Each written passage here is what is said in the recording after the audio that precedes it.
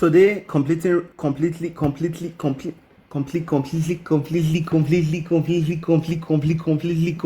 Oh my God! But yeah, today, completely wrong facts you probably still believe that people still get wrong.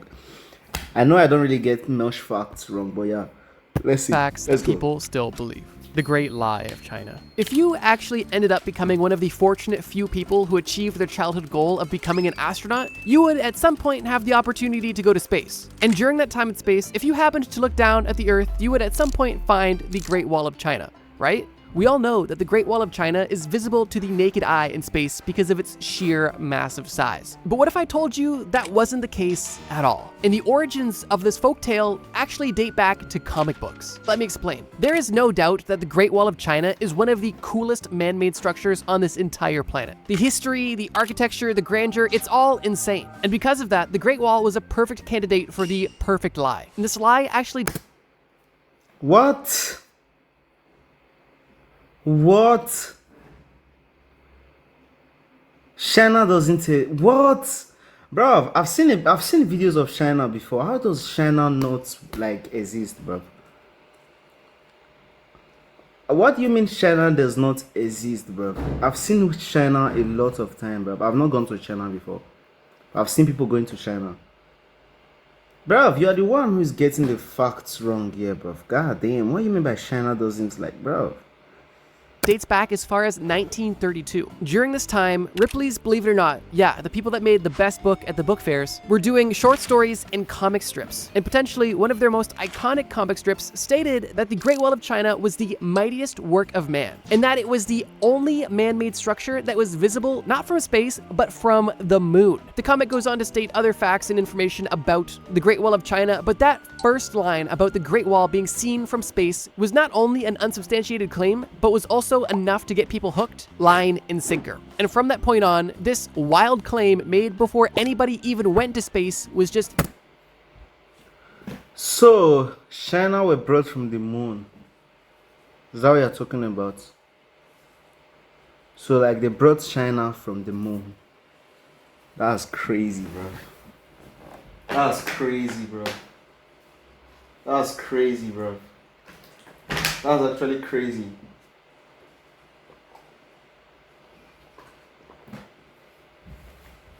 That's actually crazy. That's actually crazy. So China used to live in the moon, then they brought them from the moon. That's crazy, man. Taken as fact. And well, the myth still persists to this day. Now, I would say it's more or less common sense that you can't see any one specific man-made structure on Earth from the moon, but I can see where it gets a bit dicey when you swap the moon for space. But with the construction of the International Space Station, it has been confirmed by numerous astronauts that the Great Wall of China is not visible to the naked eye from space. Astronauts have claimed that they have seen the Great Wall of China, but it has required magnification. But on top of requiring magnification, they also need to be extremely focused on where they're looking because the Great Wall of China blends into the landscape so well. The brown and gray bricks on the wall don't necessarily contrast super well from the brown trees and dirt. And for that reason, unless you know exactly where to look and you have a bit of magnification, you're not going to see the Great Wall of China from space. And you'd have a much... Wow. Wow, that's crazy, bro. This is crazy, man. I never knew that China didn't like... Wow. That's cool as fuck, bro. China coming from the moon is cool. Like, it's... better bet looking from a commercial airplane, assuming you knew where to look and it was clear. Now, to add a bit of insult to injury, astronauts have also claimed that there are other man-made structures that are way easier to spot from space, with those structures being way less important than the Great Wall of China, specifically airstrips and large stretches of road. And the reason for that is simply because of contrast. The dark black tarmac used to make roads and airstrips is much more visible. And on top of that, these simple structures are typically very straight. And as some of you may know, straight lines do not exist in nature. So for those two reasons, these simple structures stand out a lot more than the Great Wall of China. So yeah, the Great Wall of China is... Yo, so there's a road above it. Bro, I'm learning so much from this stuff. It's messing me out. It's messing me up, bro.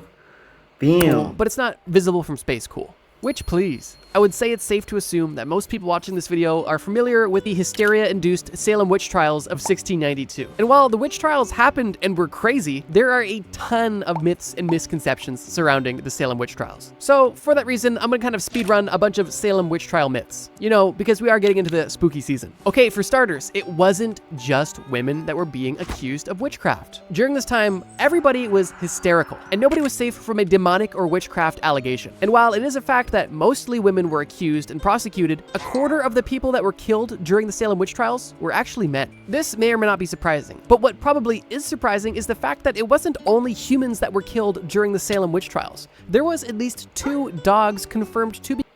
Con Globo puoi ordinare tutto ciò che vuoi nella tua città. Ti meriti una gustosa cenetta. Scegli un ristorante, ordina e buon appetito. O se ti mancano degli ingredienti, ordina la spesa su Glovo. Arriva da te in pochi minuti. E se ti serve una bacchetta per continuare le prove, ordinala e riprendi a suonare. Scarica l'app Glovo e ordina cibo, spesa e molto di più. Glovo, tutto ciò che vuoi in pochi minuti. Need to run Windows on your Mac? Two. Parallels Desktop Two, makes it bro. simple to integrate Two, bro. Windows apps into your macOS workflow.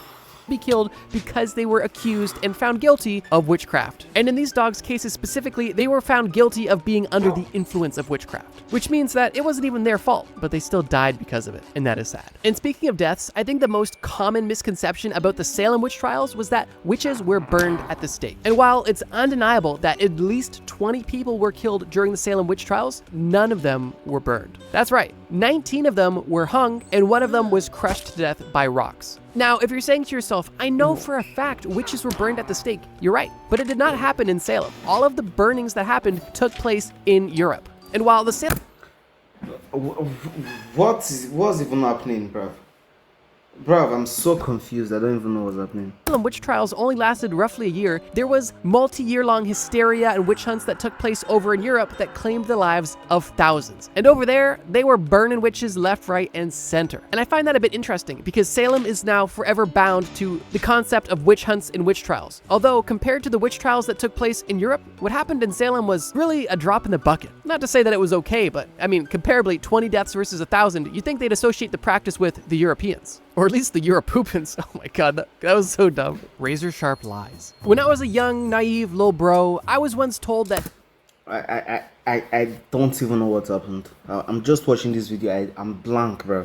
Nothing is entering my head. if you shaved your face, the facial hair would grow back thicker, fuller, and darker. In hearing this as like a 13, 14-year-old bro, all I wanted to do was shave because I really wanted to have some cool facial hair and seem older than I was, like every other kid does. I remember shaving and bleeding a lot, but never making any facial hair progress. And I actually ended up giving up on the practice before I ever learned the truth. And if you had a similar situation, well, welcome to the club, because a lot of people have not only heard this myth, but actively fall for it every single day. The origins of this myth, interestingly, are unknown, although clinical studies disproving this myth date back all the way into the 1920s, which just goes to show how prolific this myth is, because we have literally had clinical studies for almost 100 years proving that shaving does not affect your hair thickness, but people still believe it. And while it actually has no physical effect, Are you serious? Are you serious? So my hair doesn't grow back. Nigga, I have hair, bruv. Can you see that? I have hair, bruv. What are you talking about that my hair doesn't grow? The fuck is wrong with you? appearances are something we can discuss. And here's what I mean by that. When you shave, the razor cuts the hair on the surface of the skin, but it has no effect on the follicle deep below the skin. The hair that was on your face went from a long pointed tip to a short nub. And this little nub of hair can feel coarser as it begins to grow out. And if you couple this short-lived bluntness of the freshly shaved hair with the fact that the new hair that is growing hasn't yet been exposed to any chemicals or sunlight to lighten it, then you may feel like this new freshly shaved hair is coming back thicker and darker. But in reality, it's more or less of an optical illusion that typically only lasts a few days. The ladies are gonna know what I'm talking about. You know, if you shave your legs and then a few days later your legs feel prickly, that's because of the blunted, coarse hair. You're not getting hairier or growing new hair, it's just the hair that was there needs some time to grow that fine tip again. And if there really was any truth to this myth, don't you think shaving your head would become the #1 remedy for baldness? I mean, to be fair, it kind of is the #1 remedy or solution, but not because it grows your hair back. It just prevents you from looking like Murr from Impractical Jokers. But yeah, while there are genuine methods of regrowing hair,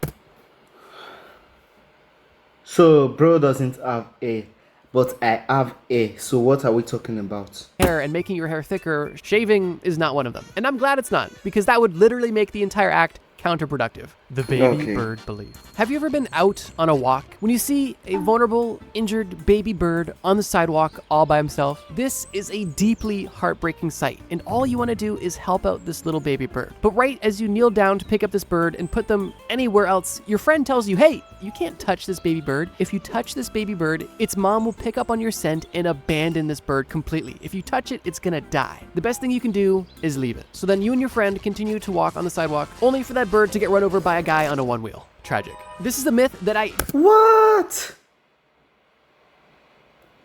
Why? Why did they? definitely believed, actually up until recently, honestly, because I never thought about it too much, but I remember hearing this a lot when I was younger. Thinking about it now, it seems like a clever way for parents to make their kids not touch wild animals, but that's about as deep as it goes, because this claim is more or less of a folklore or a myth. When speaking about birds specifically, first of all, birds don't even have a very strong sense of smell to begin with. So scientists claim that it's highly unlikely that a bird would even Di fronte a una sfida, nulla deve fermarti, Ronaldo, nemmeno okay, la yeah, forfora. yeah. Prova Clear If it's Man, Ronaldo, I'm watching tecnologia it, con bro. azione profonda sulla cute, elimina forfore e sebo, fino a 100% di protezione dalla forfora. Scegli Clear Man, la performance parte dalla testa. I'm getting this stuff. Introducing ClickUp Super Agents, the world's first AI Why do- agents that natively collaborate even be able to tell the difference whether or not their child has been touched by a human or not. And regardless of their lack of smell, birds are dedicated parents and go to pretty extreme lengths to ensure the survival of their children, even if that means killing one of their children, which sounds kind of Yo, wait. counterproductive, but I mean, if you've got 4 kids, one of them sucks, and you want Wait, you're telling me that a bird can shoot lasers. No, I need to get myself a bed, bruv. Bruv, you're telling me that bird can shoot lasers, bruv. Bro, what kind of... Where am I living at, bruv? Where am I living at? at least 3 of them to live, you gotta get rid of the bad one, at least in bird logic. Damn! Now, with every myth, there's typically a kernel of truth. The kernel of truth is this. There is specific scenarios where birds will abandon their young, but it's not nearly as simple as, oh, if you touch the baby bird, it's done. What typically causes a bird to abandon its nest is if the bird's nest is simply too hostile to continue to live in. If the nest is consistently visited or even threatened by predators on a regular basis, and the bird's babies are still in the egg stage, then the parents may make the tough decision of abandoning the nest to begin a new one in a safer location. Although, if the chicks have been hatched, it's gonna take a lot to scare away a parent bird from its nest. Although, every bird is different, and there's definitely a fluctuation on commitment when it comes to bird parents. The general consensus is that birds that live longer are typically more picky and sensitive with their young, and potentially more likely to abandon their children. However, birds that live relatively shorter lives typically tend to be more committed to their children. And what's even more interesting is the fact that this doesn't only apply to birds. There are not many animals that will simply abandon their child because it has been... So, it's not only birds that shoot lasers. That's what it's trying to say. There are other animals out there that shoot lasers. You guys should be careful. been encountered by a human, with one of the notable exceptions being rabbits. Rabbits in general... Yo, rabbit shoots lasers too. live very high stress lives and can even die from stress if you try to pick one up. But besides rabbits, most animals are not going to ditch their kids simply because you touch them. Now, with all of this being said, I feel like it's important to note that you shouldn't be touching baby animals in most cases. You don't know what diseases they have, and they don't know what diseases you have. In most cases, baby animals are not far from their mothers, and even if you don't see them, the parents are typically watching or not too far away. And if you find yourself in a situation where there is a vulnerable baby animal that is in desperate need of your help, don't neglect it out of fear of it being abandoned. However, if there's a baby animal that you see that's safe, although alone, it's best to leave it alone and assume that the parent is nearby, which is often the case. Although, use your discretion and feel free to call your local animal shelter to get more professional advice. The mouthful myth. Have you ever been watching TV and either seen somebody have a seizure or maybe get knocked out in a fight, only for people to run to the rescue and put them on their side and maybe even put something in their mouth to ensure that they do not swallow their tongue? I know I have, and I can't pinpoint exactly where, honestly, but I know for a fact that I've heard that it's not only possible, but a genuine risk that if you become unconscious, whether through sleeping, seizure, or trauma, that there's a chance that you could swallow your tongue and suffocate. If you've heard or potentially even believed this myth, it honestly kind of makes sense. I mean, your tongue is long, and if you're not actively controlling it, it could potentially go the wrong way. But the truth of the matter is that it is physically impossible to swallow your... Yeah, but the fuck? tongue, meaning that this is not a genuine risk. Unless your tongue becomes detached from your body somehow, it is physically impossible to swallow your own tongue, which is a good thing. Now, what's unfortunate is the actual truth of the matter and things that people try to do to prevent tongue swallowing. One of the worst things that somebody can do to prevent somebody from swallowing their tongue is by putting something in the person's mouth. If someone specifically having a seizure has an object inserted into their mouth, it can essentially just become a weapon and causing potentially broken teeth and now a new foreign object being in the mouth of somebody who's unconscious and seizing, which is a genuine danger because this object could be swallowed, which is definitely not good. What actually happens if you become incapacitated? Well, unless you're seizing, all of your muscles are going to relax. This includes your tongue. And when your tongue is in a relaxed state, it is possible for your tongue to partially or even completely obscure your breathing. Obviously, this isn't swallowing your tongue, but it is still dangerous. This phenomenon is extremely common, and it is known in most cases as snoring. Sleep apnea specifically is a result of a partial blockage in your airway during your sleep. But in the case of somebody who's currently seizing, their muscles aren't relaxed whatsoever. One of the bigger risks isn't their tongue falling to the back of their throat, it's actually the individual biting their tongue, and in some cases off. If you thought biting your tongue accidentally when you ate felt bad, imagine unconsciously putting all of the force of your jaw onto your tongue for minutes on end. Yo. That is a scary thought. But in either of these situations, Yeah, that's crazy though. That's crazy. So when someone is sleeping, they can't bite their tongue. They can't bite their tongue. But when the electric shocks them, or when lightning strikes them, they can bite their tongue.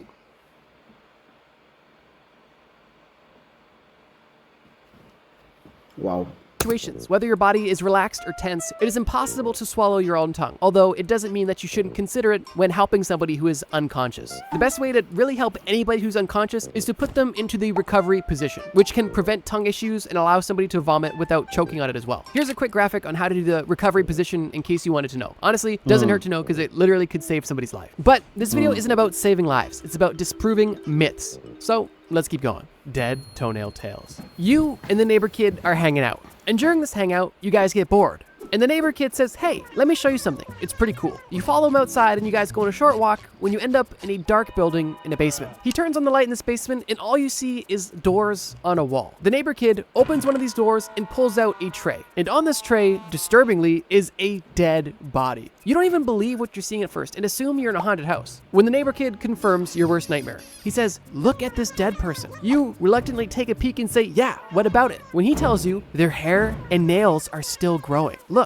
I was here yesterday and their hair and nails weren't nearly this long. At that point, morbid curiosity takes over and you take a look at their fingernails, which do look a bit long. But then you ask the neighbor kid, wait, you were here yesterday? And then you both decide to stop disturbing the dead and leave. That story admittedly was morbid, but it helps me paint the picture of this next misconception. Seemingly forever now, people have believed that after you die, you still continue to have hair and nail growth for some time after death. And whether or not this is something you've ever heard or believed, the reality is this. No human grows hair or grows their nails after death. Although, similar to the shaving thing, there is a bit of an optical illusion at play, and it is a morbid one. At this point, numerous dermatologists have debunked this myth simply by claiming is what you're seeing when you see potential nail growth or hair growth after someone dies isn't the actual growth of the hair or nails at all.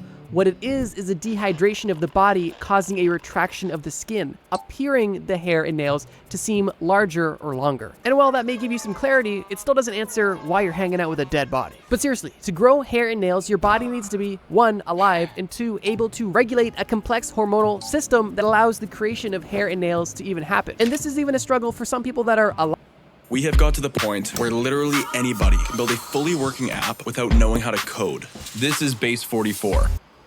Live, let alone dead people. But leaving Will Smith's husband out of it, to further prove this point, we're going to now show you graphic images of dead people. 3, 2, I am just kidding, and I know some of you were kind of looking forward to it, and you need to see it. Food fairy tales. Admittedly, transitioning from dead people to food isn't ideal, but here we are. And we've got a stinker. I would argue that most people have at least heard, or potentially even still believe, that eating turkey specifically makes you sleepy. And they might even have evidence to back it up, which I'll quickly explain. People that believe that turkey makes you feel sleepy believe this because there is a chemical known as tryptophan within turkey. Interestingly, there is scientific evidence that shows that tryptophan is involved in sleep and mood control and can even cause drowsiness. And L-tryptophan has even been sold and marketed as a sleep aid. So far, it seems like turkey making you sleepy is proven true, right? But here's where things get interesting. Because while all of this is true, turkey meat is not the only meat that contains tryptophan. For example, chicken and minced beef also contain nearly the exact same amount of tryptophan,